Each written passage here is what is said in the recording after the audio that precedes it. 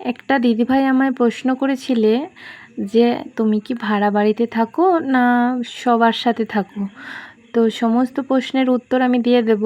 তো আমার নতুন একটা ভিডিওতে জানাই তোমাদের অনেক অনেক ভালোবাসা। তো দেখো সকাল সকাল রান্না বসিয়ে দিয়েছি, এদিকে চচ্চড়ি, এদিকে ডাল সিদ্ধ বসিয়ে দিয়েছি। আর এই দেখো আকাশটা দেখাই, আকাশটার অবস্থা খুব একটা ভালো না। তো দেখো এখানে শাকগুলো ধুয়ে রেখেছি, শাকগুলো রান্না করব। আর এদিকে পোস্ত আছে, আর দেখো ডালটাও আমার হয়ে গেছে। ডালটা একটু চাপ চাপ করে সিদ্ধ করেছি।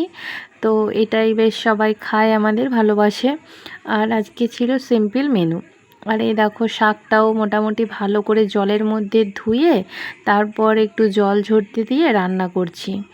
তো আর এই দিকে দেখো সমস্ত রান্নাবান্না আমার কমপ্লিট। পোস্ত, চচ্চড়ি, ওদিকে ডাল, আর মাছও ছিল। মাছটা তোমাদের সাথে শেয়ার করা হয়নি।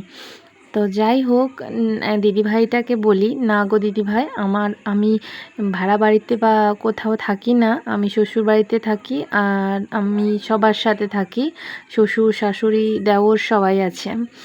তো তোমাদের দাদাভাই বাইরে থাকে, আর আমি সবার সাথে থাকি। তো যাই হোক, তোমাদের প্রশ্নের উত্তর দিয়ে দিলাম আশা করছি। আর এই দেখো ছেলেকে নিয়ে বাইরে বেরিয়েছিলাম, দেখতেই পেলে, যাওয়ার জন্য ঝক করে তো হয়ে ওঠে না তো। আর এই দেখো বাইরেটা কি সুন্দর আকাশটা লাগছিল। আর এই যে বললো রাতে